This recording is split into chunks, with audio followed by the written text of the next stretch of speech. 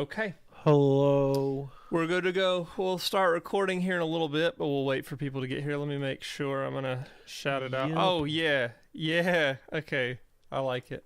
We get here. What? Let me make sure. I'm going to shout We're, it out. Oh, yeah. Yeah. Okay. Okay. Everything sounds good on this end. So, see, Andrew's full bearding. I'm mid bearding. So you can call me mid beard this episode.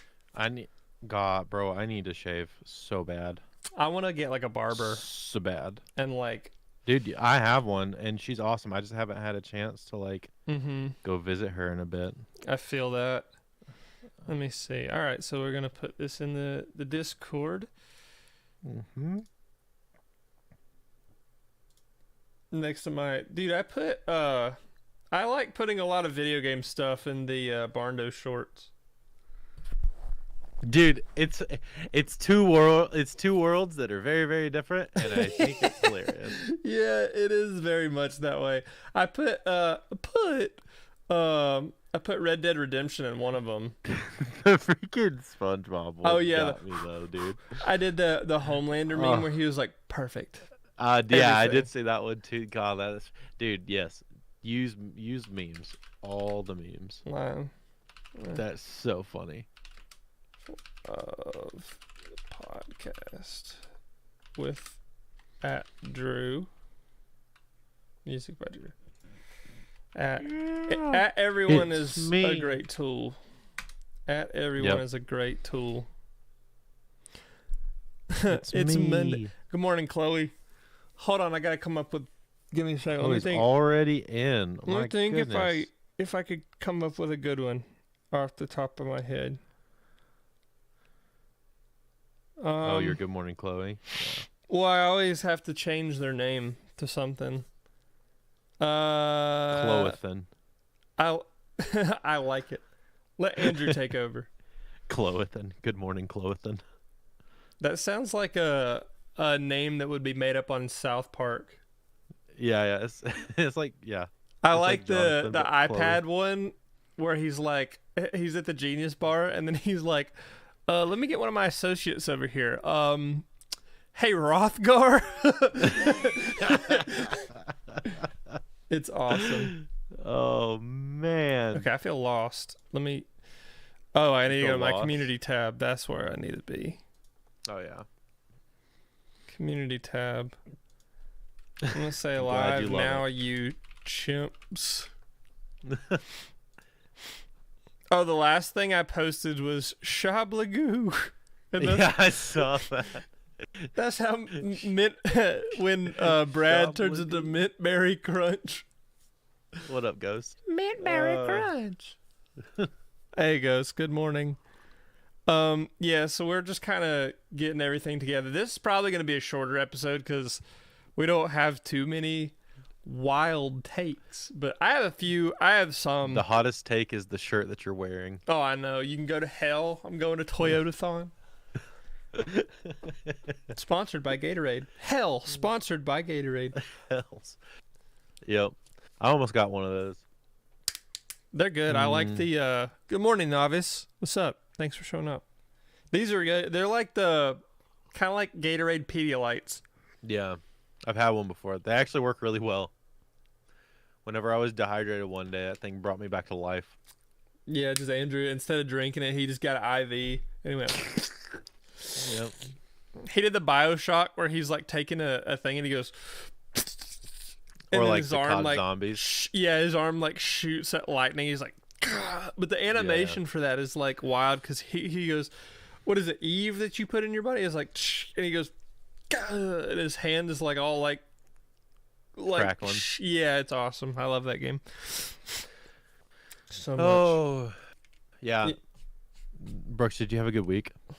I did, I think. I don't remember much of it. Like, I'm getting to the point where I'm like, oh, it's a new week, so I don't remember. I'm off the phone this morning. Unless it gets crazy, hopefully not, so it'll be here.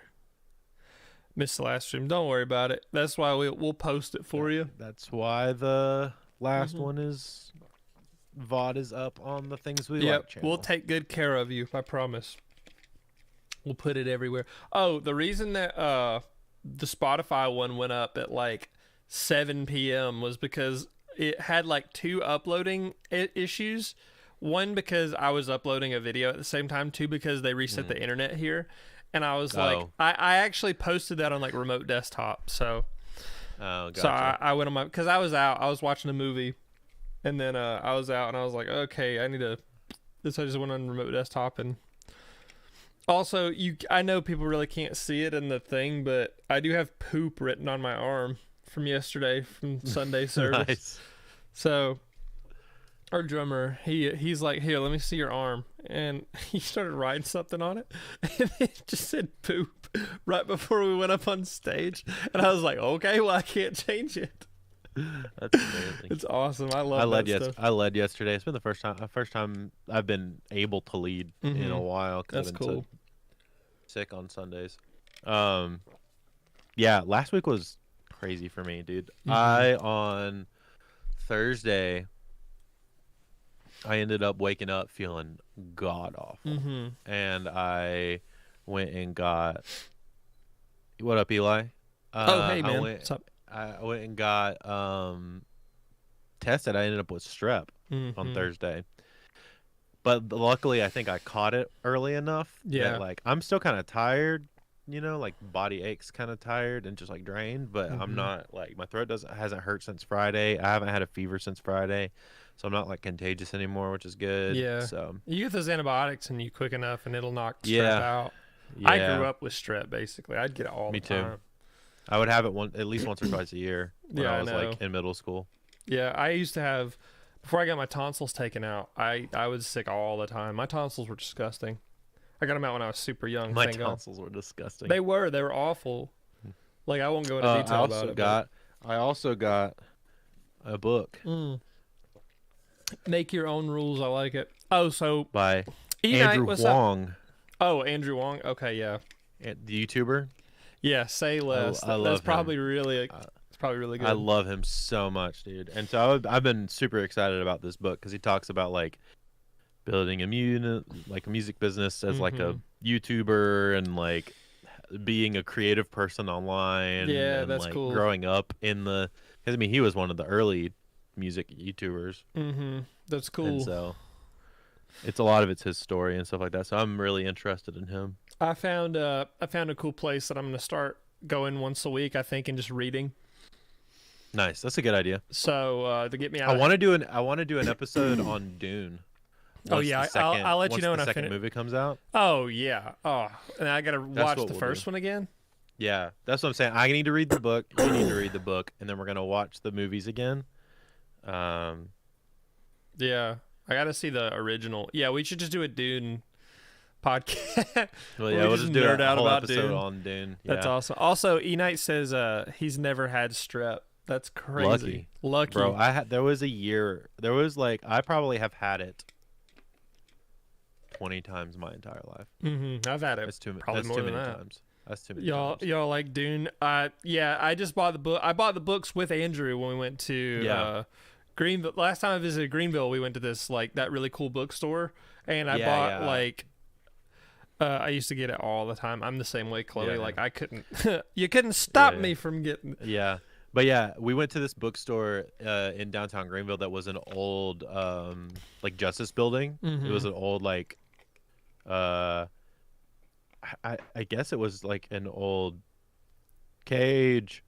I guess it was an old like a municipalities building or something where they did like stuff. And then they flipped it and turned it into half bookstore, half like coffee shop chocolate place. It's really sick. It's awesome. I want to go back. It's funny because first of all, I think it's Kage, right? I did the same thing when I first saw it. Cage, or is it Kage? I think it's Kage. Pretty sure it's Kage.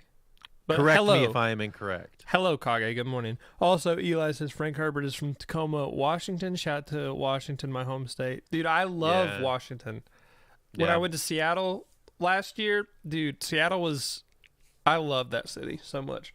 But I have yet to go to Seattle or Washington in general. I have a bunch of friends. I love in Seattle that area. I actually have a lot of reasons to go. I just haven't. Truly God's country out here. But yeah, so I convinced Brooks to get Dune because I have Dune, and Dune's on my reading list for this year because of the movies gonna be completed. Oh, we can read it at the same time. Oh, that's cool. I'll shoot you a text when I start it. But yep. One last thing I want to talk Brooksy about. Book Club. Brooksy Book Club. The Books Club.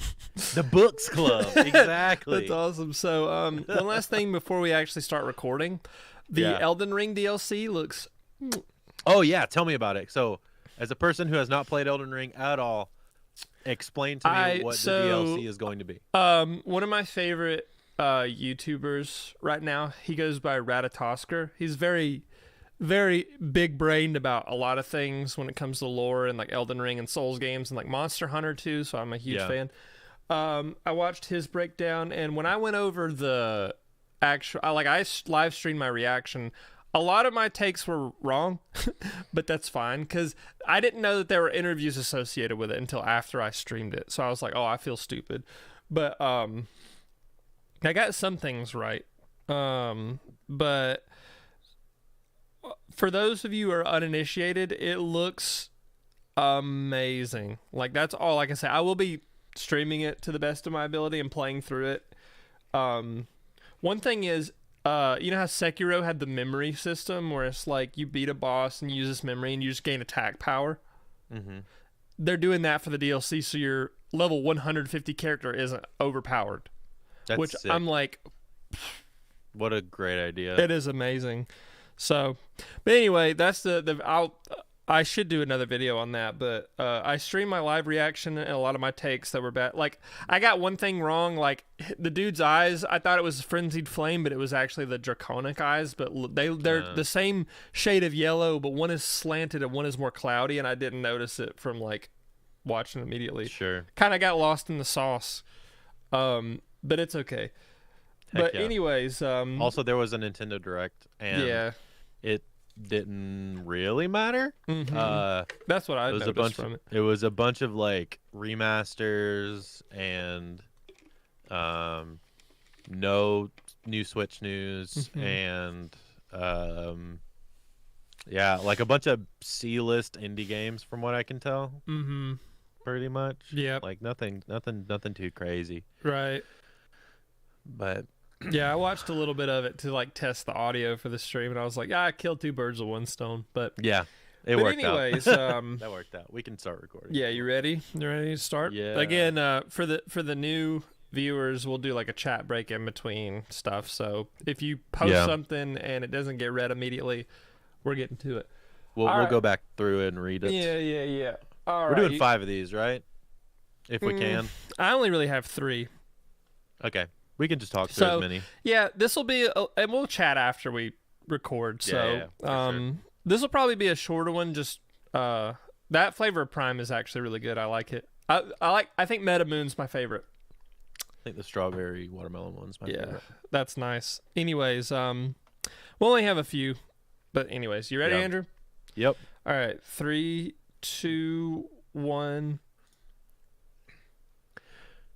Happy Monday and welcome back to Things We Like podcast with Andrew and Brooks. Brooks, how are we doing today? Pretty good. I'm rested. This is not sponsored sleep finally? I did, but my dreams are always crazy as ever. Like, I had a dream that my mom hated me and like disowned me pretty much, and like it was really sad because like my whole family went from like really, really loving me to like all one day like they just stopped. They didn't even like me anymore. And I was like, oh my, what did I do? It was really sad. But what in the world? Yeah, dude, I slept, but I didn't rest. So I meant to say this before we started recording, but like I got this. I wanted to show Chad. I got this thing. It's a 8-bit do. Essentially, it's a SN30 Pro. It's essentially a SNES controller that is got some joysticks on the bottom of it. This is my favorite controller form factor. I love the size of it too. It's just like super compact. Yeah. It's just like looks like it nice. fits in your hand. For people listening on Spotify, it's beautiful. So I can assure you. Yeah, if you want to see a picture of it, it's the 8-bit Do SN30 Pro. Gotcha. So if you want to check it out, they're pretty cool. They're like $40. That's cool. Speaking of games, today we have some gaming hot takes. Now, this episode is probably going to be a little bit shorter because Andrew and I was gonna say, I feel like hot takes is that's a it's a little out of our wheelhouse, but sure. we have them and we want to experiment with like different topics. Not only that, but we can also return to this topic at a later date if we play more games and have more stuff. So, we like the what is it? Sorry, my nose is. I'm like a little stuffy today. Stuffy, but we like the top 5 format. That's a good one. That kind of goes on a little long. So now we're kind of dipping our toes into topics that we can revisit that are a little more, a little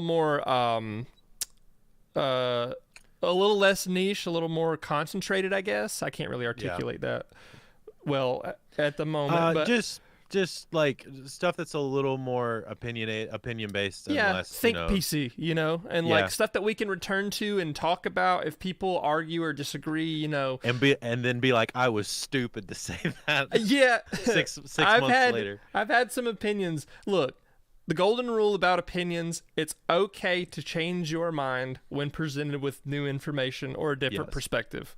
That's key. You're not wishy-washy for that. It's always important to reevaluate what and how you think. So also, I fully expect some of our quote unquote hot takes to actually not be that hot, and they might be kind of lukewarm because hey, that's fine. I'm a pretty agreeable person as it stands. Yeah, so. Andrew's takes are always like super based though. Like they're never really hot.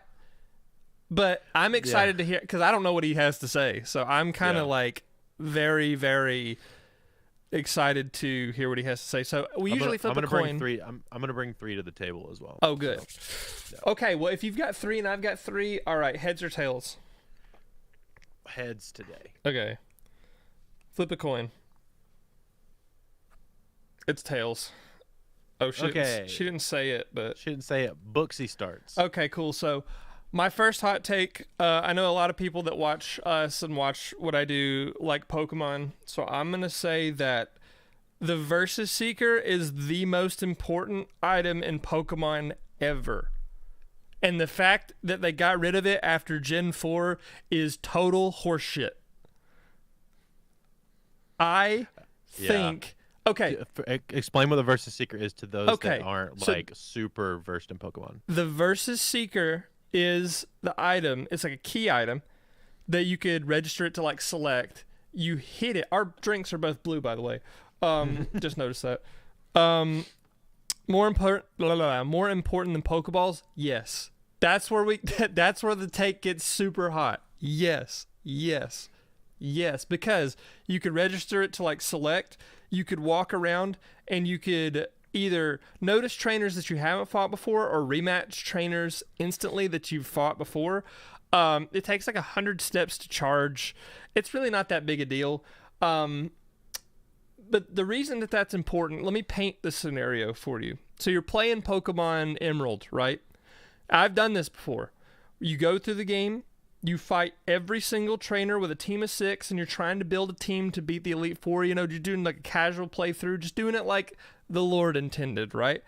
You get through Victory Road, and you're at the Indigo. Well, it's not Indigo Plateau in that game. It's Evergrande City in that game. So you get to Evergrande, and you got your full team of 6. What level are you?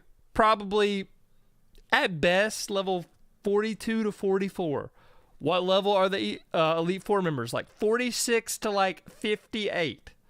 Some of them are low 60s, upper 50s, I think. Right? Yeah, and in games like Fire Red, they do get like your rival starter 65. is like 63 or something, 61 or whatever.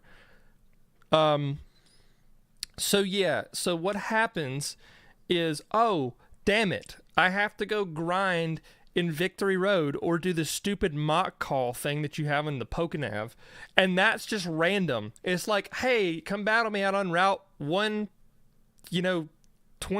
or whatever. Before I he don't can know. find you. Yeah, and then you go back and you do that, and I gotta turn my phone off. Sorry, but then you go around and you basically just have to grind in the Elite Four cave, basically. And the EXP yield is way smaller on wild Pokemon than trainers Pokemon.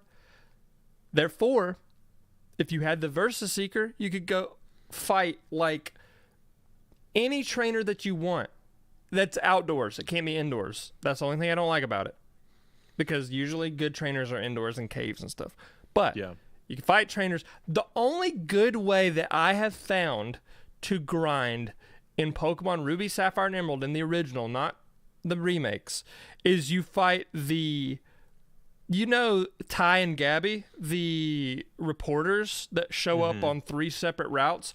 You essentially have to go and fight them because they're the only recurring trainers that show up that give you enough, because they'll get like eventually like a Magaton and Exploud. They get pretty strong. Like level 42. The fact that I know that off the top of my head is like criminal. But I don't know the exact levels though. But they're high enough to where they can get you to like level 50 if you want to get there. But it takes forever. Another thing is in Pokemon Fire Red and Leaf Green, this is the best way that I've seen it implemented. You get to the Elite Four, you fought every trainer in Kanto, and your Pokemon's like level 42, 44 before you get to like the Elite Four, and you're like, oh damn it, I want to grind again. The best place to grind, in my opinion, that I've found is you go to the Cycling Road, use the Versus Seeker, and you fight all of the bikers with the Weezing and Muck and Primeape and all those Pokemon that give really high EXP yields. Not only that, but you get decent, I think it's EVs, effort values, when you fight specific Pokemon. And I'm going to look it up. What EVs you get from Weezing. It's on Smogon, I think. Wait, no, it wouldn't be. But every Pokemon's got their own EV, like defense or HP or whatever. I think you get like HP and defense from Weezing and Muck. People, people will know. Sorry, I had to clear my throat for like 2 seconds. But people will know. So all that to say, it also came back in Gen 4 and Diamond, Pearl, and Platinum, which is amazing. But after that, it disappeared. So, in conclusion, the fact that you have to grind needlessly in Pokemon. Now, they did introduce the experience share that like levels up everyone, but people hate that. You know, people don't want that. They want the challenge, like they want the challenge to be there. But if you don't use the experience share, I hate the experience share personally. Oh, that could be a hot take because I love it. I don't like it personally, but this also comes from me coming from earlier games and enjoying earlier games more. And I it could be a hot take, I guess. I enjoy the struggle of having to level up each Pokemon. I like the held item. The held item is cool. I think they introduced that in either second or third gen, or maybe it was fourth gen. I think it was the held items were in Gen 2. There was an EXP all in Red, Blue, and Yellow and Green, but it was really shitty. So no, the one I'm thinking of is the EXP share held item that you can give to people. I don't remember if that's second or third gen, but that's fine because I feel like that's helpful. But doing EXP all just out the gate is just annoying. It's just really boring. Yeah, so that's where the argument for the Versus Seeker comes in, because if you had the Versus Seeker, you can essentially control the level of challenge that you have with a Pokemon game. For example, if you wanted to go in underleveled and challenge yourself, you can do that. If you wanted to grind up and have a bunch of Pokemon that were really good, you can do that. It gives you the ability of choice. So that is really nice. So that I do have an actual Pokemon hot take. Oh, okay. To bounce off of that. So mine is the Versus Seeker should be in every game, and the fact that they took it away so early after Gen 4. Gen 5. Oh my god, Gen 5 could have used that, because having Pokemon like Hydreigon that evolve at like level 65, like, fuck you. You know what I mean? Like, Yeah. but that's my first hot take. So you transition to yours. So my hot take, I don't even know if this is a hot take. I just kind of wanted to have this conversation, but I feel like either with Pokemon, the reins, Nintendo needs to come in and take the reins away from Game Freak as far as development, and either bring in another developer entirely, or they need to pair somebody to do the visuals for Game Freak, because I am sick and tired of these ass backward looking games, bro. I am tired of Pokemon games that don't work. The people on Spotify can't see this, but I'm like raising my arms. I'm like, I want to know what love is. And it's just Andrew. I am, it just makes me so mad, because like I want to love the games so much, and I get them and I'm so excited every single time, and then I start playing it and I'm like, maybe this will be the one, and it's not. No, and it hasn't been good in years. I don't know who is to blame, honestly. I genuinely don't know who is to blame for the way that the newer, like, it kind of sort of started in Gen 6, where we sort of noticed that it's like, oh, there's a lack of quality control here. I still love Gen 6 personally, just for like so I want to address stuff Eli's like comment in the chat real quick, because this pars with it. Doesn't that require Nintendo to fundamentally change their stance on focusing on innovative gameplay over powerful hardware?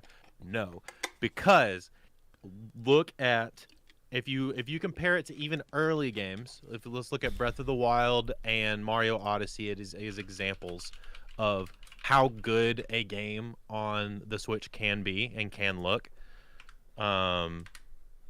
Versus the most recent Pokemon game. And, I mean, there's just not a comparison to those. It's just somebody's not doing their job correctly, because the Switch can handle, obviously, Tears of the Kingdom was developed and Breath of the Wild and Odyssey are great counter examples, because they were made 7 years ago. Yeah. Tears of the Kingdom was also developed at the same time as the new Pokemon games, and it looks insanely better. Yeah, I don't know who exactly is I don't know if it's a Nintendo thing. I don't know if it's a Game Freak thing. I don't know if it's a like Game Freak thing, right? Well, because they're the only ones that have any hand outside of Nintendo. Right. And we see when Nintendo has full control over a game, it always looks good. Up to what the Switch can handle. The gameplay is innovative. It tries new stuff but also generally keeps to the substance of the whatever respective franchise that it's going in. So Game Freak is the common denominator there of why all of the only Pokemon games are sucking.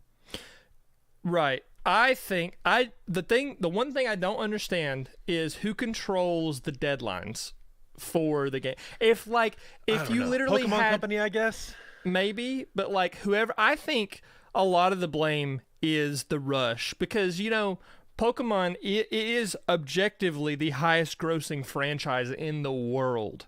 It's huge, makes so much money, and if they really truly cared about quality, like, the games are gonna sell regardless. That's the reason that they don't give a shit, is because I enjoyed Scarlet and Violet enough. I think the games are shitty in their own way. Like, the performance is shitty, the frame rates are shitty, it looks shitty for what it should be, and a lot of people are like comparing it to like Gale of Darkness and stuff like that. Because Gale of Darkness and Colosseum, they had like the 386 Pokemon in it or whatever. Yeah. But they all had like custom attacks, and they would get hit, and they'd have their own hit animations. Like, you hit Umbreon, for example, and it turns away, and then it comes back. That's like the little details. That's the little details that they didn't do. Yeah, if they had honestly, in my opinion, one more year, If you just delayed the games for like, I'm also looking up chat on my phone so I can see it, but like, if they delayed the games by like 1 more year, then like it would look and probably perform and probably be a much better game. The other thing that pisses me off to no end about that game is if you look at, we'll do a 1-to-1 because they're more recent. If you look at a game like Scarlet and Violet versus Tears of the Kingdom, and when you go into a town in Scarlet and Violet versus when you go into a town in Tears of the Kingdom, right? The people are there. They're not generic. It doesn't feel like you're walking through soup the moment that you hit a town. Because straight up, it feels like you walk into gelatin the moment you walk into a town. Oh, Andrew. Damn it. Because it's true. But then, like, in Tears of the Kingdom, there's all of these different characters, people you can talk to, like, shops you can go in and have conversations. That's the and short. The shops are individual. That's the I'm sorry to cut you off. That's holy shit, that's good.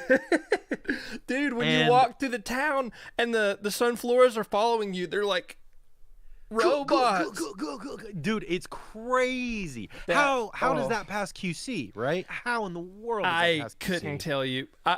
Just a side note, fuck Sword and Shield. I hate those games. Unrelated. I liked it more than Scarlet and Violet. Man, to be honest. Crazy. I've beaten Sword and Shield 3 times, and each time I was like, God damn, this game is like playing through molasses. Like the pacing is ass. It looks like really, ass. Really, it just is ass. But like I can understand. I wish it was less railroady. Yeah, but that was my only problem with it. That was my biggest problem with it. Yeah, I think, dude. And then Pal World came in, and they're like, they crack their knuckles. They go, "Let me show you how it's done. Let me show you how to innovate on a." And then now they're competing with Pokemon, which is crazy. So yeah, I love that take. I think it's hot in the sense that, like, you know, it's not controversial. Everybody's just angry about it. It's hot. It's a spicy take because everybody's feeling it, and you just said it. So I think that's a good type of hot take. We just invented a new type of hot take, which we didn't, but you know what I mean. The angry take. Yeah.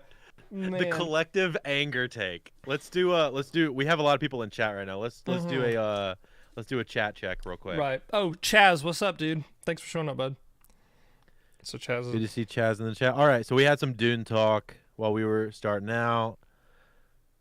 666. Yeah, they were talking about the grinding in Pokemon, especially in the early handheld games, kind of sucking. Yeah, it is bad. And hold on. I want to make sure.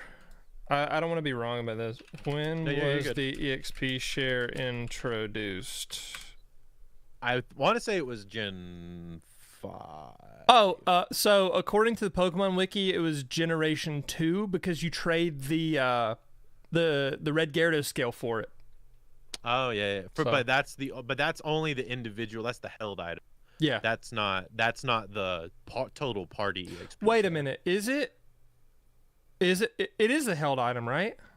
It's a held item, but it's not total party. Okay, cool. Okay. Yeah, it's only for one mon. Living problems in Ruby, Sapphire, and Emerald. I would say so. In later games, grinding is not as difficult. That's true. Because the game does it for you. You know, with the... Say it one more time. So, Ghost says, to be honest, I don't think I've ever had leveling problems in Ruby, Sapphire, and Emerald. Thank God. I have, but if you didn't, I'm happy for you. So... I think that the pacing in Ruby, Sapphire, Emerald is some of the best... This might be a hot take, actually. Is some of the best Pokemon game pacing. 1,000%. Like, where they place you, how many... They did an incredible job of in between gym leader to gym leader. Yes.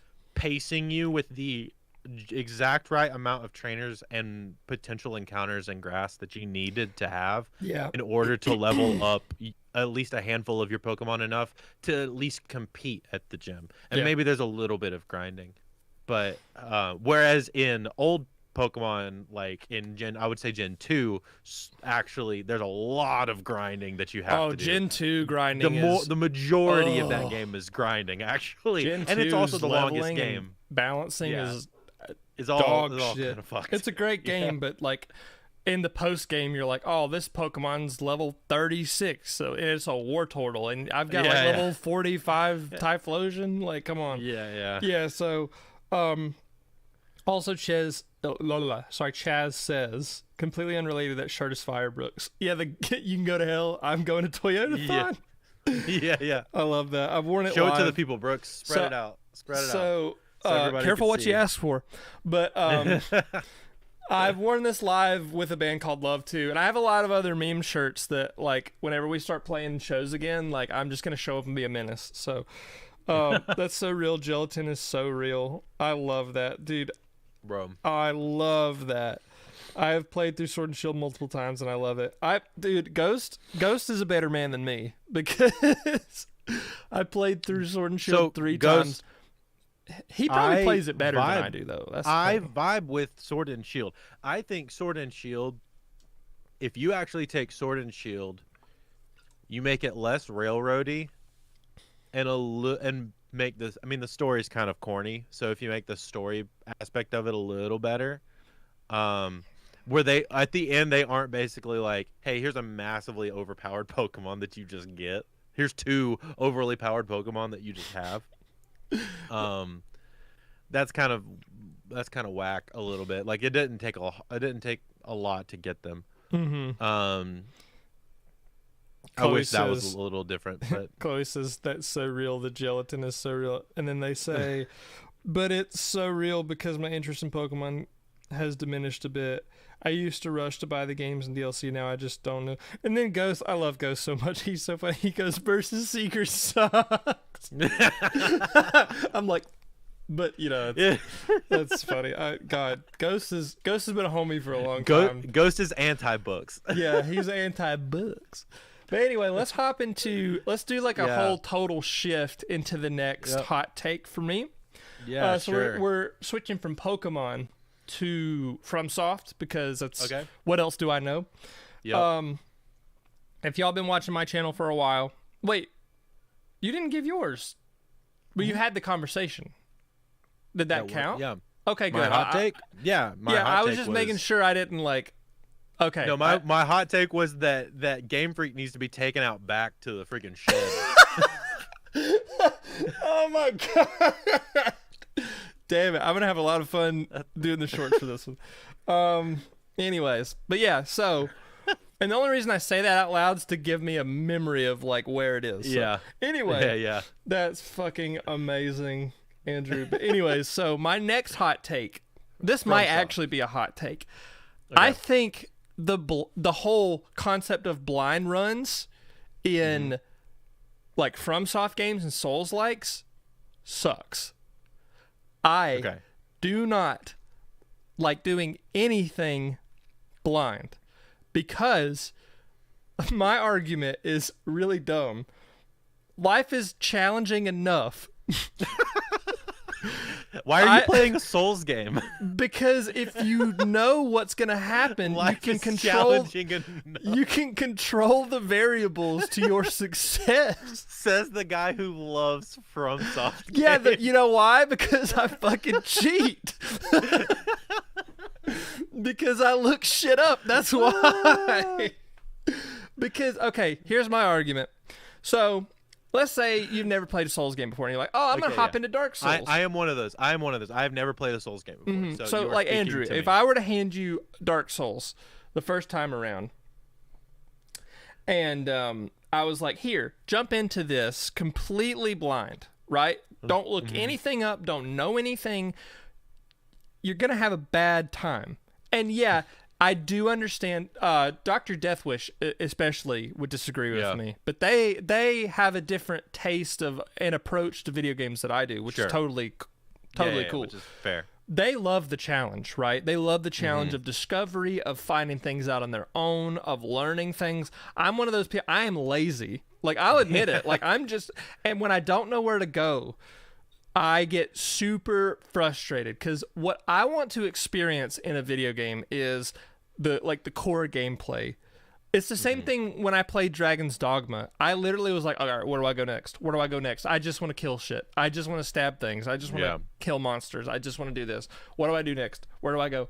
And like, I watched Asmongold play Elden Ring when it came out, and he was the same way. He's like, because he does a lot of his stuff live and blind, which totally respect that, because I can't do it anymore. I've tried and I can't do it. I really... You get too mad. I proved that with Half-Life. Like, I can't do that anymore. You start like raging into your Oh, games. I was so mad. But he's like, it stresses me out when I don't know where to go, and it frustrates me even more. So I'm the same way. I'm like, if I want to know where to go next, I'll look it up because I don't care. And maybe that's like a spoiled new generation of gamer type deal, because I think about people that grew up in the 80s that played like Zelda for the first time. Like, you had that game is cryptic as hell. Arguably a little more cryptic than like modern games.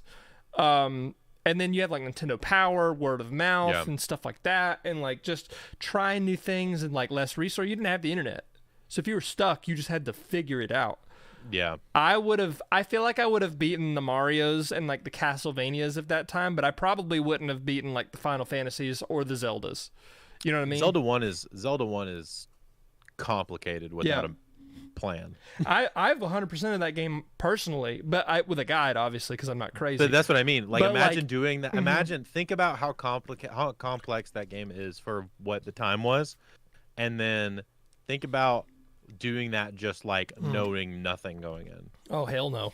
That's crazy. What's that Family Guy thing where he's like, oh, hell no, I'm out of here. yeah.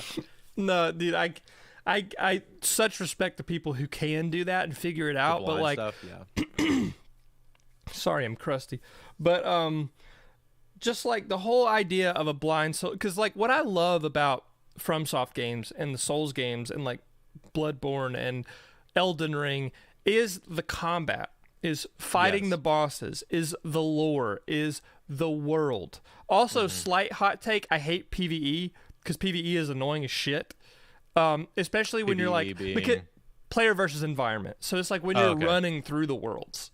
Like if I'm going through Blighttown, that is not a good time. But if I know where to go and I know how to run through and run past the enemies, it's okay. You know, but if I don't know, I'm going to sit there and just hack away at enemies, and then I rest at a bonfire, they all come back. And that's part of it, you know, but sure. My favorite parts of a Souls game is the combat, is building your character, maxing out a build that you want.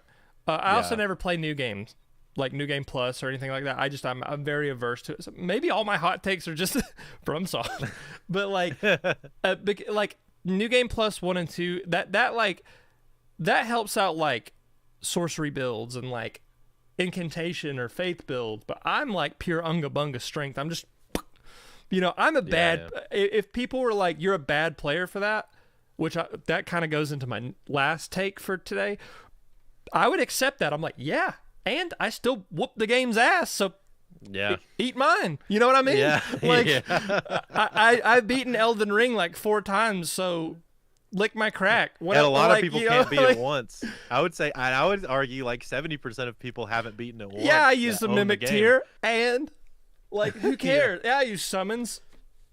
You know? Yeah. Eat shit.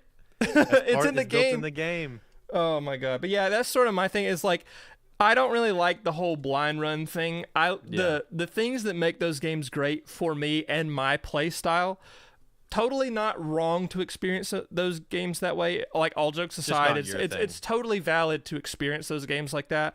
For me and the type of gamer that I am, I'm impatient, I'm lazy, but I do appreciate what is there that I do love, like the combat, the character creation, the lore, the world design. That I can much better enjoy the world if I know where everything is and know how it's laid out and know where things are and just have everything in my brain all at once. So, yeah. Eli, I know Eli said, get your bloodhound step ready. That's so funny. But anyway, yeah, that's my second hot take. Feel free to toss yours out there. So I have one, but I'm not sure if I want to make it my last one. I'm gonna make it my last one and go a slightly different route, which is and this isn't really a hot take in my opinion. This is like kind of a whatever take in my opinion. But That's fine. I think that anyone got mad about Baldur's Gate winning Game of the Year has never played Baldur's Gate. That's a good one. Has never played Let's it. see. I'm going to look up. You keep talking. I'm going to look up the Game of the Year nominees because I remember a few of them. Liza P was one of them. Is it 2023? Spider-Man was the big one that people were pissed about. Spider-Man 2. Mm-hmm. They were livid about the fact that Spider-Man didn't win. Literally, if you are pissed that Baldur's Gate, and arguably also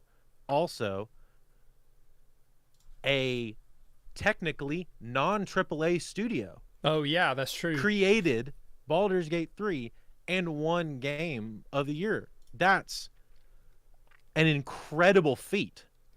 Right. Yeah. So the thing is about Baldur's Gate, Andrew just started playing it recently, and he was telling me about it the other day, and he loves it. I've been a fan. I've been watching gameplay of it since it came out. Mm-hmm. It's just I've only been able to play it Yeah. recently. So for context, only on Mac recently. I'm totally going to speak for you. Andrew is a large D&D enjoyer. Yes. And he loves fantasy like I do. You know, like we're both fantasy geeks. We love all that kind of stuff. So Baldur's Gate is basically like somebody went into a lab and made a game perfect for Andrew and just gave it to him. Well, and there's a lot of people like me that enjoy those kind of games. But I will add on to that and say this game did something so well without charging $80 for the game. That's true. That's what I was going to say. You know what's crazy about Baldur's Gate 3 is that it's not an early access. Everything is in the game for They're creating you. updates for it for free constantly. Yeah, it is the DaVinci Resolve of fantasy games. You buy it one time and it updates for life for free. Yep. You know, even if it was, let's say the game was $80. I feel like people would pay $80 for a quality experience that gets updated. Like if they had DLC that came out for free after you did that, that's a no-brainer. Yeah. You know? I have a friend who has beaten Baldur's Gate, and it took him not trying to speed run it, but but not being slow either, kind of casually. Yeah, just like dedicating. Took him a solid 150 to 180 hours to beat the game. Yeah, I can imagine. And that for what, $60 for $50 is crazy. Mm-hmm. That's an insane value for the amount of gameplay that you get. And he immediately went, all right, cool. I'm gonna make a new character and replay it as a totally different type of character. Yeah. Now. And I'm gonna redo different builds for everybody now. It's amazing. I want to check chat because people are talking about D&D. So for those that don't know, he mentioned it before, but I'm a big D&D guy. Mm-hmm. I love playing D&D. I play it every week. I have a game that I play as a character in, and then I also run D&D games as well. And for those that have never played Baldur's Gate or are into D&D, and so for both sides, if you're into D&D and you've never played Baldur's Gate, it's basically D&D the video game in every facet of the way, except you only get up to level 12 instead of in a normal D&D game you can go up to level 20. Mm-hmm. If you've played Baldur's Gate and you love it and you love the gameplay aspect and how it moves and how the dice rolls kind of affect stuff, and how you can build characters to be really good at specific things and have a great party balance dynamic and all that kind of stuff, you will love Dungeons and Dragons.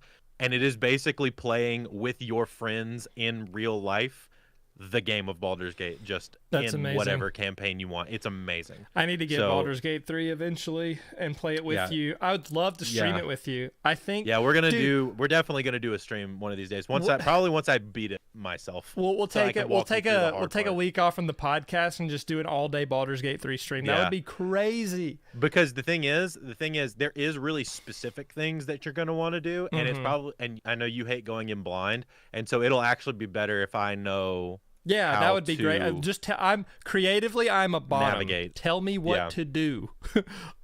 I don't. like to figure things out. I'm a facilitator. I love when people tell me exactly what to do. But let's go ahead and read chat before our last one. That's a good take.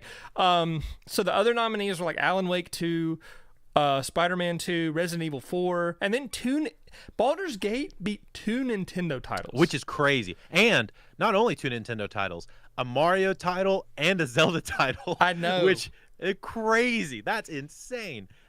Deservedly so, in my opinion. Now, Alan Wake 2 deserved the. I think it got best design. Yeah. 100% deserved, by the way, because the sound and the design in that game is crazy. Yeah. I want to play Alan Wake 2 so bad because it looks and the score and all the sound design work in that game is just beautiful. Yeah. So from like a music nerd perspective. So funny enough, with my NVIDIA, I bought like a new video card. I have a free copy of Alan Wake 2 just in my emails.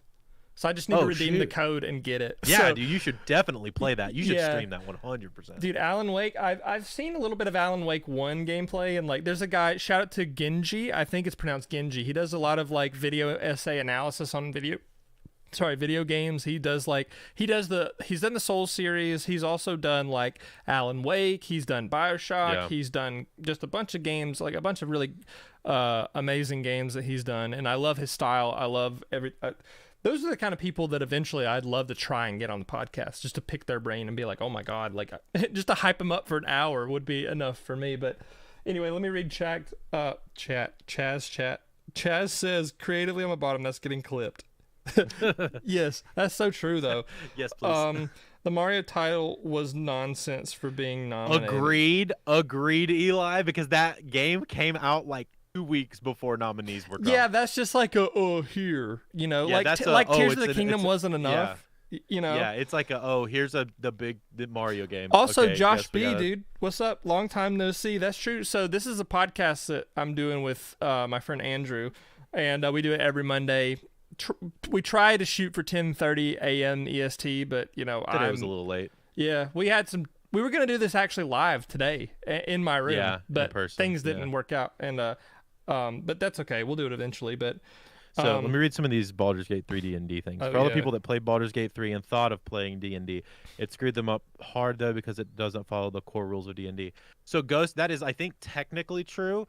But I do know that a lot of the things that they implemented into Baldur's Gate 3 is changing in the new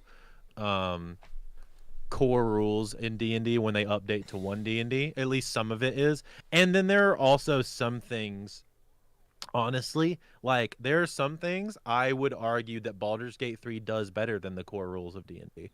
There are some aspects of what they implemented is just better. Like so here's a really hyper specific, but if you choose the thief rogue subclass, right, that is it doesn't really break the game, but it makes that subclass awesome. That subclass was made in 2014 originally for the original D&D 5th edition, and it's okay. It's kind of boring. It does its thing. It's got this thing called Fast Hands that allows you to do extra stuff with your bonus action. What it does in Baldur's Gate 3 is it just gives you 2 bonus actions, which is a better use of that ability, in my opinion, because then it allows you to do things like, I want to attack with my action and then dash with my bonus action, but then I also want to use my bonus action to attack again. So it gives you the ability to do that. Or if I'm a rogue, now I can attack 3 times, which not a lot of classes get the ability to attack 3 times. Yes, it's lower damage, but for a rogue, you're not doing but 1d4 per attack anyway. Mm-hmm. Or 1d6 maybe if you have like a short sword, but your sneak attack is what you're going for, and you can only do that once per turn anyway. So it doesn't really matter, because as a rogue, you're aiming for more instances of potentially getting that sneak attack in. I know that's very nerdy and very specific, but for those that understand both D&D and Baldur's Gate, that's kind of like there's a very good instance of what Baldur's Gate did better than the actual D&D rules. That's cool. I like hearing you talk about it. So yeah, it's super There's a lot of stuff I think that they're kind of taking from each other as far as some of the rules that they're doing, and the new 1D&D stuff is about to come out, which is so Brooks, for you that isn't a D&D deep person, so they made 5th edition, which is like the most recent edition of Dungeons and Dragons, like rules and all that kind of stuff. Yeah, that came out in like 2012 or 2014. They're doing essentially what would be D&D 6th edition, but they're calling it 1D&D, and they're making it modular. So, which is kind of cool. So what they're going to be able to do is, this is going to release. It's supposed to release at some point this year, but what they're going to be able to do is, essentially create constant updates, almost like DLC, but for free. Constant updates to the core rules as the game kind of ebbs and flows, and it makes it a little bit more malleable. It's kind of nice. There's potential downfalls to some stuff as far as changing rules too rapidly. It's almost like there's a little bit more control over, like, there is. So if something does go wrong, you can kind of sort of like, you can tweak it, exactly. Yeah. But to be honest, a lot of that stuff happens at the table anyway, because it's at the DM's discretion to fully allow or fully negate rules. Like, a DM can say, hey, we're just not going to do this rule, or hey, I'm going to change this rule to be this rule. Or you can have, like, at the table homebrew rules. Yeah. Ghost, if you want to read through 1D&D, I believe that there is, if you go to their website, if you go to the D&D Beyond website, I believe that there is they've been doing playtest modules of the 1D&D stuff. So you can kind of check out some of the new stuff. They changed a lot. They changed every class and most of the subclasses at this point, which is pretty sick to see some of the stuff. They made monk significantly better. That's awesome. They made paladin crazy good still. I wonder. So paladin's more like kind of a faith. Yeah, sword paladin guy. is I'm gonna kill you with this sword in God's name. It's usually your paladin build. They use big sword, big armor, and they can use some magic too. I feel like that's what I would kind of go for if I was playing D&D. I feel like you'd be a barbarian. No, yeah, definitely. Barbarian is I get angry and hit people with big stick. Barbarian is my spirit animal, but if I was trying to play like super serious, legit, paladin would be great. But yeah, barbarian is that, like, any sort of, hey, big damage, boonk. You know what I mean? Like, Chaz, they did buff monks. Yes, they did. He said they buff monks. Damn, I never thought I'd see the day. They did buff monks. It doesn't mean they're playable to level 20. They did make them more playable. You will still want to probably multi-class out around like level 10, and get some other stuff to like balance your build. But yeah, you get me talking about D&D. I can nerd out about some D&D. Oh, dude, yeah. Like, Andrew is the guy. Somebody said, now I want a podcast episode of Drew just teaching Brooks D&D. Dude, we can do that. Okay. We can do that. All right. We can do that. Ask and I will you shall him, receive. Listen, here's what we'll do. I will get Brooks the core rules, and we will talk through the core rules, and we will build Brooks a character. I'll edit an 80s stream, montage of me. We will build Brooks a character on stream / on podcast, and then I will put together a game with some friends, and we will play a game of D&D for the podcast. That would be crazy. On stream. We'll both write a song, like an 80s montage of like, he's learning D&D. It's trying to learn all the rules of D&D. That would be awesome. And for everybody else that hasn't been interested into D&D, or like wants to kind of see how easy it is and learn the rules, you can kind of learn alongside Brooks. That's cool. I'll have to explain it kind of unga bunga for Brooks to understand. Oh yeah. Well, I mean, that's like, you have to explain everything to me like I'm a toddler anyways, because my brain is like that big. But anyways, so I'll hop into the last take. Yeah. because this one is more of a universal, I think, like you said before, like a lukewarm take, but I'm very passionate about how I feel about this. Yep. There is no, how do I want to phrase this? I think, generally speaking, there is no incorrect way to play and enjoy a video game. Because there are so many gatekeepers and so many different types. For example, in Pokemon and FromSoft, let me just use the two franchises that we talked about mainly today.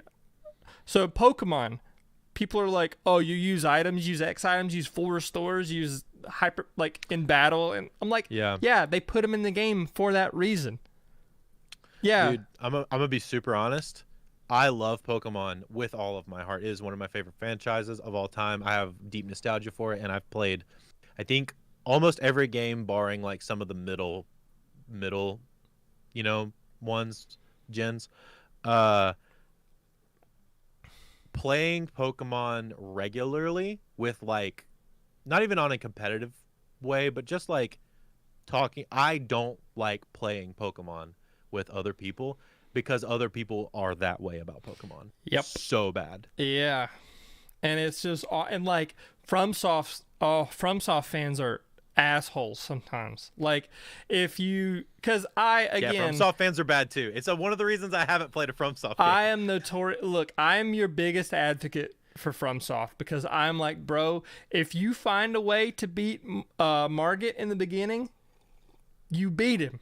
I don't care how you beat him. You beat him.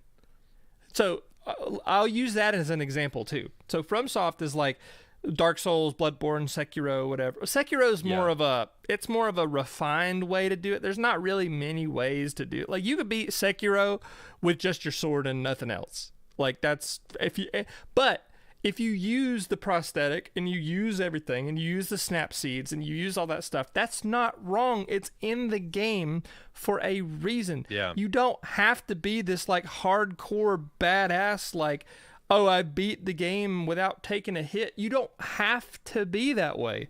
There are people that do that. Like, let me solo her. That's the picture you sent me today. The guy with the jar on his head, that's the person that would like beat Melania without taking a hit. They're famous for that. There are people that have beaten the games in order without taking, like Gino Machino has beaten the game like multiple times without taking a hit. Like that's awesome, but you don't have to play that. You don't even have to be good at the games to win. The whole philosophy of a FromSoft game, and like Miyazaki is like, it's there. Like I put this really difficult challenge in front of you, find a way to overcome it. That is the philosophy of that. And everybody's going to be different. And I talk about this all the time when I'm playing games. Like this is not new to the people who watch my gaming streams, but like to the people who are hearing my voice for the first time, potentially, like there's no incorrect way. Like if you decide, hey, I'm going to beat Elden Ring level 1, no hit with a club. And that, if you can't do that, you're bad. Go for it. Like, I don't agree with that because that's not nice.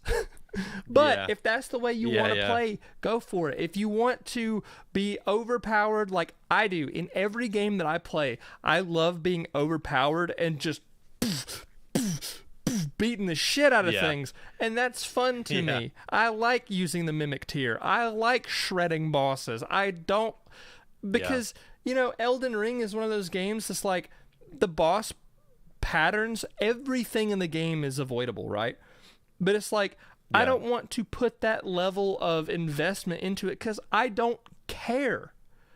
I like being overpowered. I like shredding the bosses quickly. I like doing that because it's funny and that is entertaining to me. So people who Taylor, shout out to Taylor.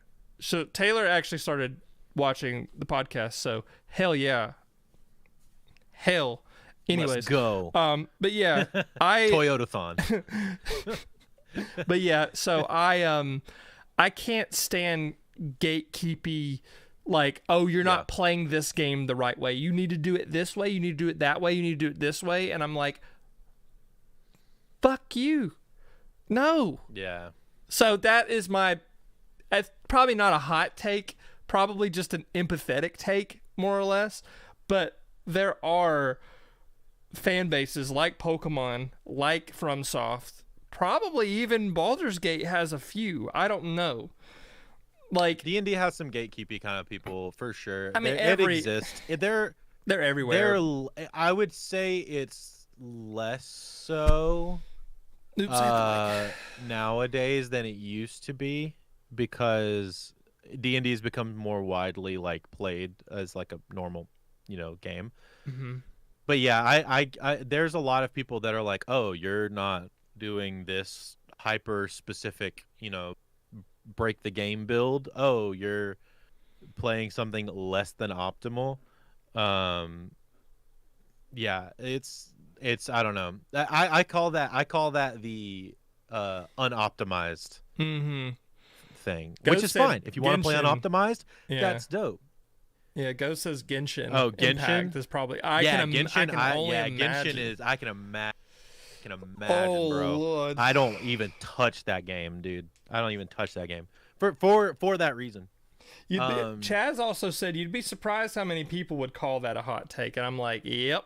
Well, that's sad. I know. Just pure sad. empathy. Pure empathy is a hot take. It's just gone downhill. So yeah, that's sort of like my philosophy on like generally about game. Because look, there are nuanced examples. I'm sure like cheating in like esports. Like that's a wrong way to play a game. But that's like common sense. Like But there are also rules set in place for esports. That's different. I mean, if you're technically cheating in a video game, and that's fun to you, as long as you're not hurting anybody or yourself, it's like, who cares, right? It's a video game. Yeah. I know people are passionate about video games. So it's like when people critique a movie, you're like, oh, it's just a movie, who cares? I hate that argument, because there are people that truly deeply care about the art form, and that means a lot to 100%. Them. Like, one man's trash is another man's treasure. So like, I respect how people appreciate their art forms, but at the same time, I'm like, at the end of the day, if somebody plays differently than you, that doesn't make them wrong. That just makes them different. So like, if somebody if you enjoy the Marvel movies, but your friend is like, no, Marvel's trash. Like, I don't watch any of the Marvel anything because it's bad filmmaking. Like, okay, like you can have that. That's totally fine. But let other people have their thing. So that's sort of where I stand on that. So Andrew's got a. I like Josh's is cheating is just solving the problem quicker and smarter than anyone else. Honestly, that's based as fuck. Shouts to Josh, bro. That's based. That's so based, man. There's that whole South Park episode where he's like, how am I going to reach these kids? And he's like, teaches them how to cheat. Yeah. That's awesome. Yeah, Josh is just based for that. Stay in school, kids. Stay in school. Oh, that's awesome. All right. So my last one. I have two, actually. I thought of one while we were talking. Good. This is good. But I'll get it after I do my other one.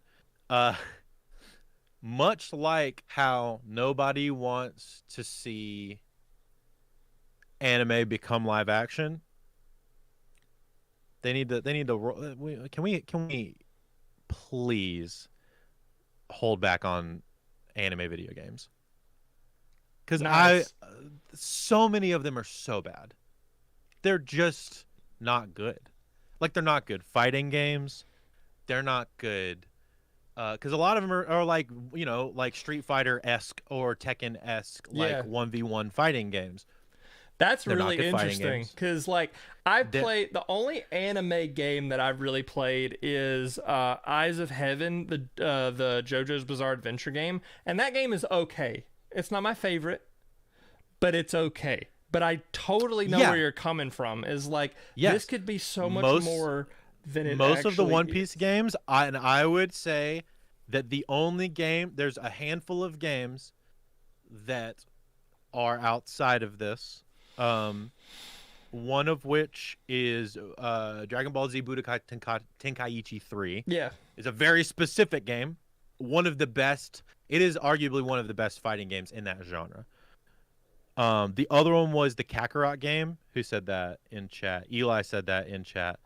I gotta look up the one. DBZ Kakarot was also dope.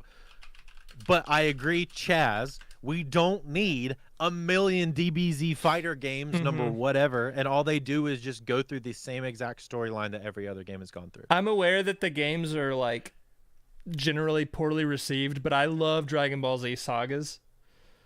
It's the one where you're like kind of semi-open world, but it's a little bit of a beat 'em up, and then you fight people that way. Like that game is not great, but it is nostalgic for me. But with that being said, and I think that's the thing. If I know exactly where you're coming from. Nostalgia from the games. If you remove nostalgia from the games, they're not good games, right? Nice. Naruto Ninja Storm. Oh, what is the one that I played? There was a couple Naruto games that like I think some of them are okay, but they're still not talking. great. I have it. You keep talking. There's a lot of I'm gonna find. I know. No, you're exactly good. What I'm looking for. Josh, you're asking about the the Jump Force. This is I think that's what you're talking about, Josh. I have Naruto Uzumaki Chronicles. That's what I have. Nice. That's old school. It's backwards, but but that also not the greatest experience. Not greatest. Yeah, it's a kind of all mid games. I think Josh is mentioning Jump Force, Shonen Fight game. That game was okay. It was riddled with problems, and there was some camera issues. Basically, that game was the closest to being actually S tier if they would have fixed some problems, but they ran into a lot of licensing issues because they were licensing across like 30 different properties all at the same time. So, it got shut down real quick. When it got big, it got shut down real quick. It was really sad because that game is awesome. But I would argue the majority of anime-related games are just kind of bad, if not at best they're mid with some nostalgia. That sounds like a hot take because I'm sure there are people out there who's like, they would probably hear that and foam at the mouth, be like, but actually, you know what I mean? Like, so yeah, I'm impressed with your hot take. I'm impressed. That's a good one. And that's you know what made me think about here. that? You know what made me think about that one is I'm currently playing Dragon Ball Xenoverse 2. Oh, okay. Which is like it was the more recent Dragon Ball game to come out. And it's essentially, it's almost not a Dragon Ball game, at least where I'm at right now. It's actually like an RPG just based in the Dragon Ball world. So you like build your own character. It's like you're not a character from the show. You're like on the Time Force or whatever. It seems fine. I'm gonna play it. I enjoy. The thing is, I have so much nostalgia for Dragon Ball. Like I can throw on nostalgia glasses and just enjoy it. Yeah. But I know inherently that it's probably not going to be a good game. So. Yep. God, I feel like we have enough now after we've talked about it for like a part 2. Yeah, I have. Well, I'll give you my other one that I was excited. This is my number one. Yeah. And I kind of mentioned it a little bit. We're talking about our top games. It was, I think that Tears of the Kingdom is the perfected Zelda game. Oh, I think that for me that's a hot take, but I know that's a hot take for you. I know that's a hot take for you. I think though.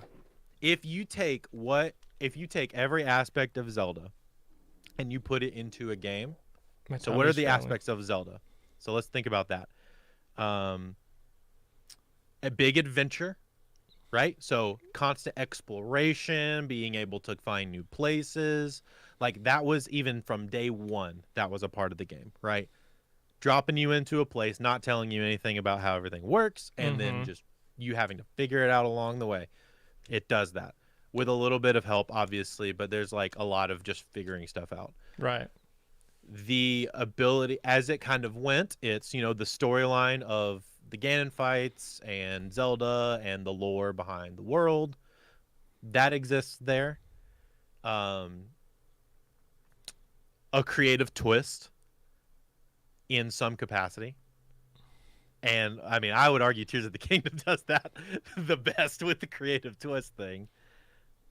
And I don't know, the largeness. I'm a big fan of the adventure side of Zelda as well. So that is where that take comes in for me. I think it is the perfected version of what, at its essence, a Zelda game should be. I think there's a lot of validity to that because, Tears of the Kingdom really proved to be like the shit, Yeah. Like it really. Half my YouTube shorts for a while was just dumb Tears of the Kingdom. No, that. Oh, yeah. Well, our buddy Carthu, shout out to Carthu, just dropped. He dropped the video of like, what is it called? It's Tears of the Kingdom, but doing everything wrong. Let's look it up. I'm Tears of the Kingdom, but doing everything wrong. Hold on, Carthu. I hope that's what it is. TV. I think it's Carthu TV. Hey, yeah. Ghost, the Minish Cap shot is a based AF Dude, take. I love Ghost so much. Check this out. So he did. You would love this because this is the kind of stuff that I used to work on with him. Like, why don't you show it a little bit to everybody? Yeah. So, shout out to Carthu. I love him so much. This out. Tears of the Kingdom gives the player the most creative freedom of any Zelda game. So I decided to abuse that freedom to solve every shrine on the Great Sky Island the wrong way. Which is going to be pretty tough since I love that you can do that. Yeah, exactly. I love that you can do that. The creative freedom that you get inside that game, absolutely incredible. Also, shouts to Carthu. Let's see if we can find one. Ultra Hand. In theory, this will let us go wherever we want. Now that I have Ultra Hand, the Great Sky Island opened up to me instantly. I could go wherever I love his editing too. I think. Yeah, his editing is super good. I don't know. Let me see who did this one. Also, keep the language PG. Who the fuck are you to tell me that? Oh, Slippy. Of course, Slippy did that. Slippy is amazing. Yeah. He's amazing. And thinking that, big fan of Carthu in this house because he loves all things Dragon Ball Z and Dragon Ball and Zelda, just like me. That's like yeah, these videos are really good too. That's not me. Now, which one is this one? Okay, use Fuse to receive this shrine's blessing. Let's see. So he'll. All right. Oh, I see. I would do something like this. Yeah, this is some. Big is he gonna try to climb it, or he's gonna shoot to the top? Oh no, he does climb it. He's gonna climb it. I've done that. All right, we'll just move this over here. And then he moves it. I'm not the biggest Tears of the Kingdom fan, but I will say this: that part of the game is phenomenal, and I love doing stuff like this. The ability to literally solve a puzzle any way you want, by just launching yourself to the end if you want. No, yeah, yeah, love it. Yeah, love it. Yeah, it's great, and I would do stuff like that where I would literally climb up things. I would make things and then shoot through the bottom of them, and then just get to the top and like. Yeah. When I figured out you could do that with stone taluses, where they have that like wooden board on them, and then you could shoot through the board and then hit it, and then shoot through the board again and hit him again. I was like, okay, that's amazing. That's sick, right? Is somebody was cooking in that Zelda development. All right, room, so man. Any last thoughts? Any last things you want to throw in? This has been a really good episode. A little bit shorter than I think our last one was like 2 hours. This one's only been 1. This one's about an hour. This is about an hour, but that's kind of where. It's about where it needs to be. Yeah, no, this is appropriate. This has been a good episode. Any final thoughts? I guess I'm pretty good. Like I'm satisfied with the conversations. Like there's been a lot of good takes. Maybe a few spicy ones, but like nothing really out of the. I don't think anybody's gonna be like knocking down our door with a cease and desist. So I mean, they might with me with that Pokemon take about. Oh, possibly. Yeah, Game Freak shows up and they're like, "Hey, man, shut the hell up." Yeah, trying to keep my job. No, I mean, I can't think of anything. I'm excited to keep playing Baldur's Gate. Yep. I'm gonna enjoy the heck out of that, and we're gonna We're gonna work on that D&D thing that we talked about. That would be cool. That's more of like a couple months out sort of deal. Oh yeah, but it'll be a while before we can do that. That would kind of, it would be even more insane just talking about ideas. Is I think that like when we debut, like, so the whole point of us streaming on my channel first is to kind of build the audience and then transition it to the other channel. So what if the first major event on the other channel was the D&D saga. The game. Kinda like, Oh yeah, we could do that. like That'd be so like fun. a month-long okay, we're debuting just the solo podcast channel, but the whole month is just a D&D saga of Brooks learning how to do it and then being part of the game. That would be sick. That would be so sick. That would be so sick. It still sucks. Ghost is awesome. Yeah, Ghost is coming great. for you, bro. Yeah, Ghost is dude. But gonna anyways, come. I'm good if you're good. Yeah, I'm good. Thank you so much for listening to Things We Like. If you want to see this and you missed it on the live, you can rewatch it on Brooks' channel every Monday at roughly 10:30 to 11. We'll start. And then if you want to check out the VOD, go check out at Things We Like Pod. Also follow us on Instagram and TikTok at Things We Like Pod. We love you, and we'll see you, Brooks. Take us away. Yep. Love you guys. We'll see y'all next week with something silly again. Be good. Don't be mean. Don't gatekeep. There you go. That's the advice for today. Love you guys. Bye. All right, stream. Yep. We are So the still recording here. is good. We've done it. Episode 4 recorded. Y'all were a part of it, and I love that. Thanks for being here. I just Yeah, licked man. my cup. There was something else I was going to tell you, and I wanted to wait till after stream. I'm trying to remember what it was. What was it that I was going to tell you? Big news. I don't remember. I'll remember it eventually.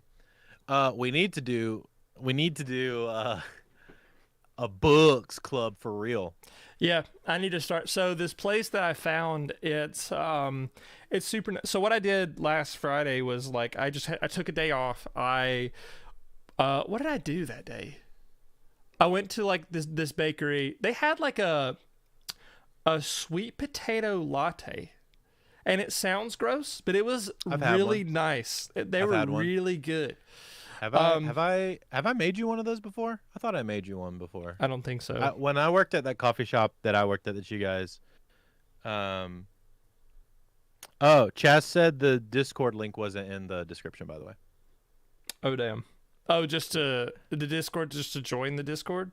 Yeah, to join the Discord. Okay. Yeah. I gotta figure out, Chaz. Do you know a way to do like a permanent link that could always There should be a way. There should be a way whenever you select the link in Discord, to be like forever.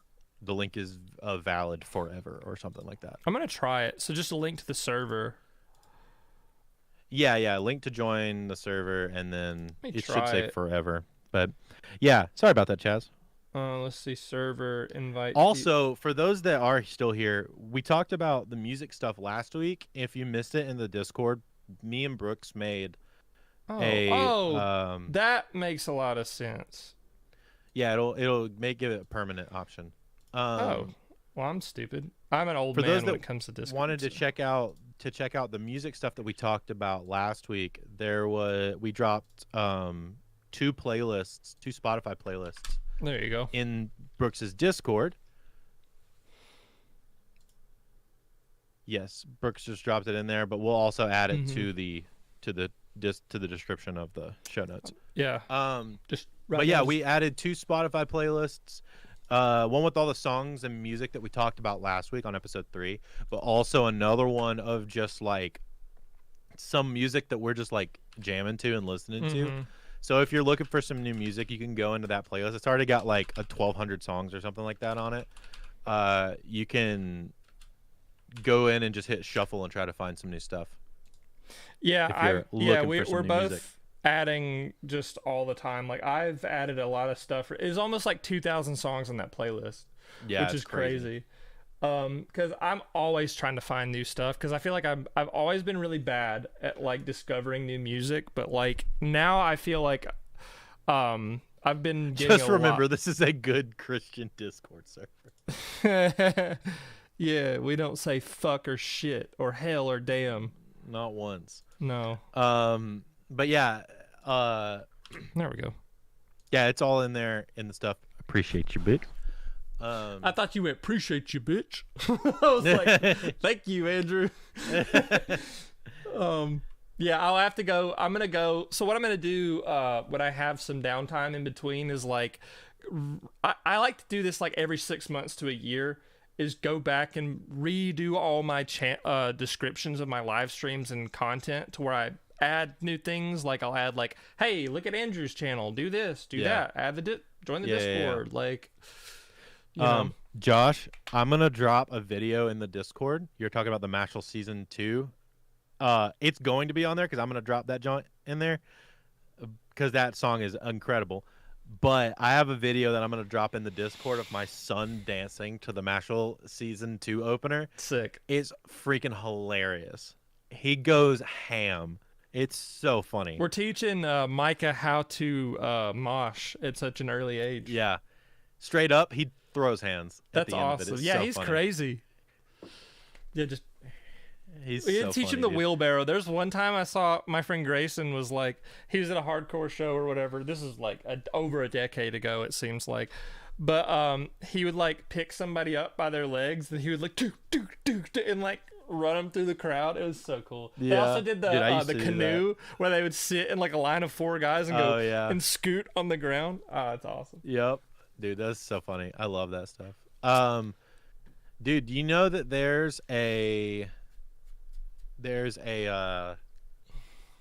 if you want to read, and other people can join in this on because we're not near each other, there's an app that you can use. I think it's called the Fable app that you can use to co-read books together. Oh, wow. So we should do that. And we could drop it in the Discord for people that want to read Dune with us. Oh, that would be so good. I'll figure out how to use that eventually, but yeah, we'll look at it. I think obviously the Dune movie's not coming out for a while, so we'll have some time. But I gotta watch it again. I saw it in theaters with like I think it was me and Ian and Scott and I think it was just the 3 of us that saw Dune. But when like when all like the bald people showed up and they were the villains, I was like, yeah, that checks out. I was like, yeah, none of them are good and deserve rights. So yeah, I hate bald people. All deserve death. They all deserve death, bro. That picture I sent you in the chat of hey, ask me any questions about music production, business, or being bald. I said this guy gets it. Dude, the bald guy's sunburn is the worst shit in the world. You end up looking like Voltorb. Like, and it's just like horrific and it hurts and it's awful. It's sad. That's why I wear hats all the time now. It's because I did yard work and then like I didn't wear a hat all day and it was just bright red and it was just like nice. I suffered for like over a week. So I'll never do that again. Yeah, I'm gonna look this up. Fable app. Yeah, that's cool. So I'm gonna pick book club app for social reading. I'm gonna text this to you, Rick. This is really sick. Sweet. Yeah, I need to pick. So I'm trying to pick a day of the week where I just have a complete day off and do nothing. In Wimble's Discord, we started a video book club, and February game was Hades. Oh, dude, Hades. That's like the roguelike where you like if you die once, like isn't that what a roguelike is? It's like you have like one life, and if you kind of like Binding of Isaac's kind of the same way. Like XCOM was the same way. Dead Cells is also the same way. Yeah. Mario Rabbids, wasn't that like a thing? Kind of, I think. I think it was kind of that. But the idea is that you go through a level with one life, and then you kind of get power-ups along the way. And then when you die, you reset to a certain point, but you lose all your power-ups. I love it. Predictions for Pokemon Day. Oh, yeah, Josh was asking about Pokemon Day. Yeah, Josh. Yeah, we can talk about that now. Josh, sorry. I wasn't trying to ignore your question. We were trying to end the episode. Pokemon Day. Let's see. Predictions for Pokemon Day. Let me see. I heard Lindsay's also a big Baldur's Gate enjoyer. I told her that I was going to get it and she like lit up. She was like, "Oh." And I was like, "Probably. I need to work a little bit more before I can buy it." But let's see, Pokemon Day. Pokemon Day. I think Gen 3 remakes. Oh. I would die. But a lot of people hated the Diamond and Pearl remakes. Oh, they were bad. Yeah, They were very bad. I beat it twice, and I think they're okay. But the potential that they could have had is like, here's what they gave us, right? Here's the potential, and you can't see it because I've gone off screen. But this is the potential that it had. This is where they decided to end it. And that's about the bottom. I like the underground. The underground was cool. Getting new Pokemon and being able to get because I used what's his face, Scorpy, and what's the evolved Drapion. I love Drapion, but I never used it in the original games because it was a lot harder to get. But then I used Drapion and I enjoyed it. So there were enjoyable aspects of it. Yeah, I think it just looked really bad. That's the main thing. I think none of the main. It could have looked better. I think most of the issues that people had with the Pokemon games as of recently is not gameplay. Most of the time, at least from what I understand, it's all the way stuff looks or the game just like straight up not working. Yeah, I don't think gameplay is ever the problem. I think it's always just shit breaking constantly. So I don't know. I think as long as it looks pretty good, I'll be stoked. What I would love, and this won't happen. This will never happen. Mm-hmm. I think we'll get another Legends game. I would love that. I think we'll get another Legends game, which has been my favorite Pokemon game from the last batch of releases, for sure, easily. I think Legends Arceus was amazing, and I think we'll get another one, probably like Legends Celebi or something. That would be sick. Just in a different, like a different time period or whatever. Yeah, just in a different time period. That would be rad. I would like that a lot. Yeah, I think that'll be cool. I think they'll showcase maybe more DLC for Scarvi, and then a new Legends game, and then a remake of Gen 3. That's my predictions. That would be Those sick. are going to be the three things they talk about. I don't think anybody's going to give a shit about the DLC. Pokemon Days is tomorrow, right?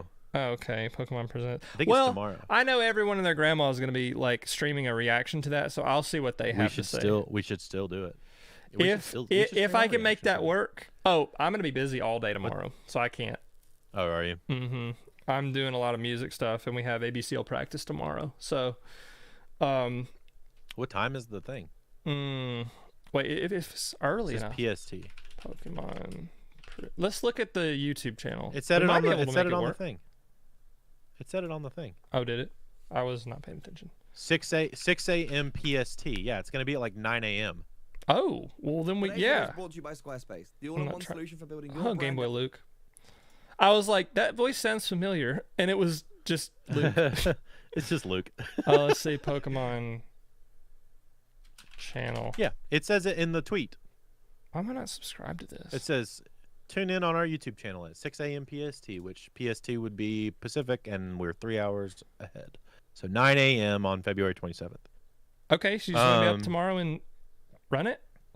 Yeah, we can do that. Okay, well, looks like I'm streaming twice this week, fellas. Fillers? Okay, so it'll be on the Pokemon channel, so we'll just be up. Okay, yep. Yeah, I can do that. We'll have to be up and ready to go. That's easy. Well, yeah, it'll be at 9, so we'll start streaming at 8:30. Yeah, that's what I did. We'll have to start streaming I literally did that with Elden Ring. I had the 30. Well, I started streaming early, and then there was a 30-minute buffer, and then the trailer was 2 minutes. So I was I figure that's probably how it's going to be. I was like, man, this shit was worth it. An hour beforehand. Yeah, we'll stream for an hour beforehand, and then we'll watch it, and then we'll talk through it, and then we'll go back and watch. Sweet. So I'm gonna run. I'm gonna do some work, but I guess we'll see you guys tomorrow morning for Pokemon Day. Yeah, that'll be sick. So Pokemon Day. We'll try to work on a thumbnail, and then we'll just whoop. Yeah, that'll be cool. Awesome. So I'll see you, Andrew. Yep. I'm gonna go ahead and stop the stream. We love you guys. After this, I'm just gonna go. But thank you guys for showing up. We love you. We'll see you later this week. Maybe I'll actually stream Final Fantasy sometime this week because I have to finish it. But anyways, love you guys. Bye.